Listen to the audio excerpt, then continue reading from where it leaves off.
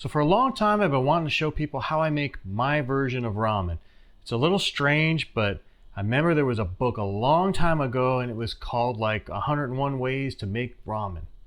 This is my way. I don't even know if it's in that book. This is just the way we made it up. And there's things that led to making this, so we'll talk about that in a second. I got married because I needed somebody to cook for me and take care of me. I needed somebody like my mom, right? That's why guys get married. They need somebody to just be there and take care of them. Well, I don't know how to cook. I know how to cook this, and I know how to cook macaroni and cheese. That's it. And it's the kind in the box, the macaroni and cheese in the box. But this is something I came up with, and I figured I'd share it with others.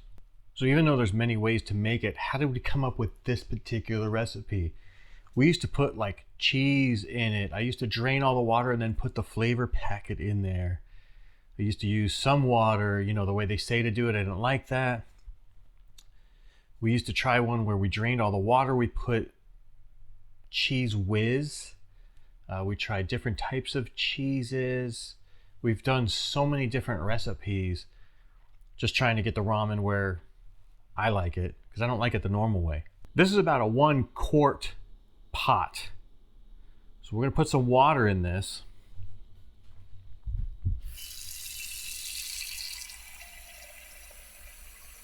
And we're not going to fill it. How much is that? About 3/4 full is what you want. So we're going to put this pot on here. We're going to put this on high to get this going. So what you're going to do with this, you're going to open this.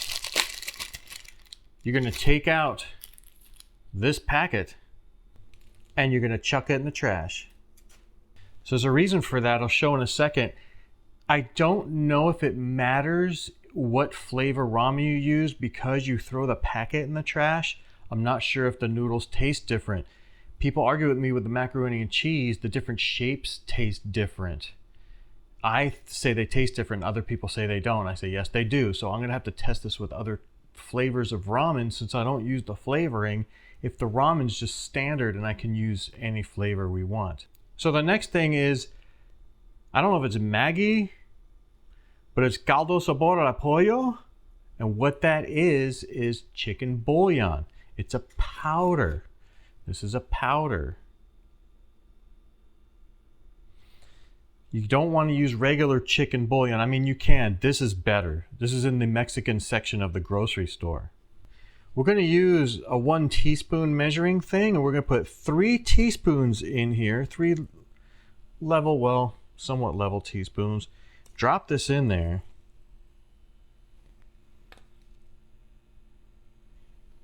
And then take this, because we're not going to use this no more. You're going to stir it to kind of break up a little bit of them chunks. And you're going to leave it in there. There's a reason why we're doing it this way. That's going to cook into that, and when the water boils, it'll kind of mix that up a little bit and make it really nice. So the next thing we're going to do, we're going to take 2 large eggs and a glass. And I know my hands are dirty. I got purple in them because I dyed my hair purple yesterday. It looks more blue, but it's all my fingernails. Can't get it out. I'm going to take 2 large eggs, crack them in this glass. I'm cracking skulls. Now, I used to work in restaurants, and I cannot crack an egg with 2 hands anymore. A lot of people go dink, dink, dink, and then they take their 2 thumbs.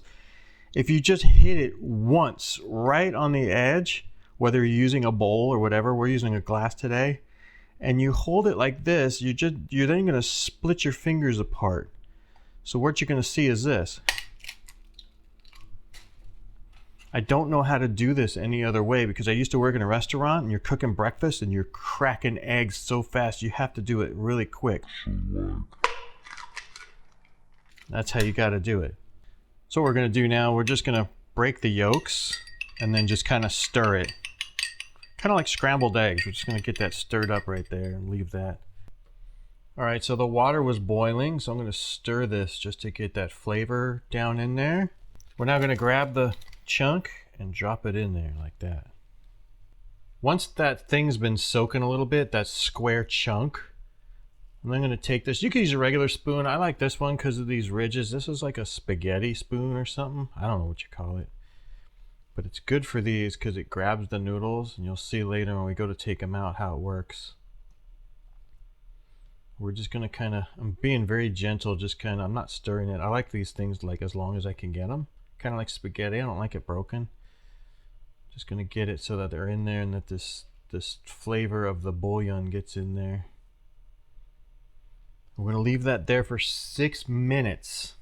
So we had the stove on high just to get the water boiling and get that stuff in there. Once it got to that point, right when I was dropping in the noodles, I turned it down to 7, which is about 3/4 heat.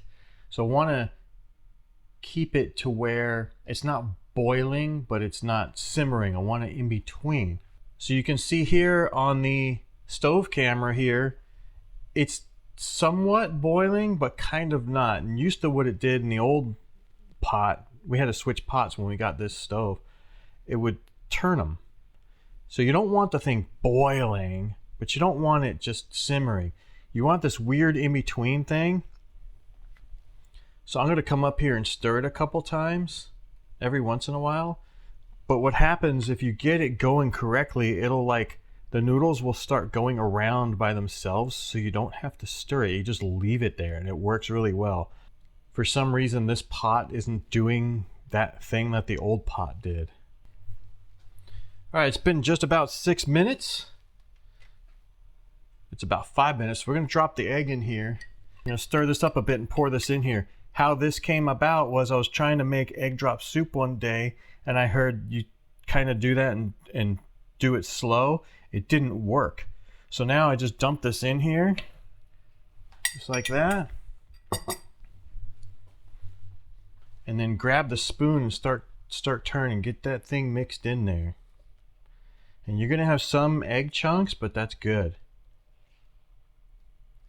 I was originally trying not to have chunks of egg. I was trying to make some form of egg drop soup, but of course I'm not Chinese.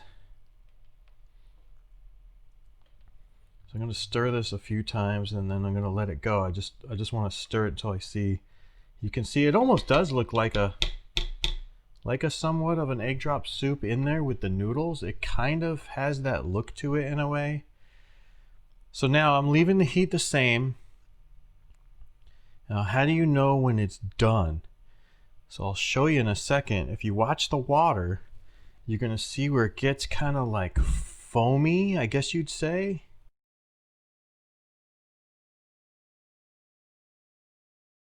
So you can see where it gets kind of foamy. We're gonna stir this just a little bit. You can see where the water's kind of foamy. If you leave it there, it will foam up and run over the pot. So once you start doing that, you should keep your eye on it, and you should always keep your eye on your food anyway. But you can see how it's like, it's kind of foaming. That's pretty much complete. I'm gonna turn this off. So we're gonna come over here. This is where this spoon comes in handy. It's gonna pretty much grab the noodles. You don't want any water. Now you could probably use a gigantic strainer and do this, but the problem is the egg will stick to the strainer. So we're gonna do this first. Get as much of the big stuff out as you can. And then now we take the little strainer. What I'm going to do is I'm going to be shaking it like this while we're pouring this in there, because otherwise the chunks, they block the holes. So we're just straining out the water is all we're doing. Trying to get the egg. And if you hop this up and down like this, you'll see it starts turning like a ball. Once you got the ball going, you're going to dump it straight on top, just like that.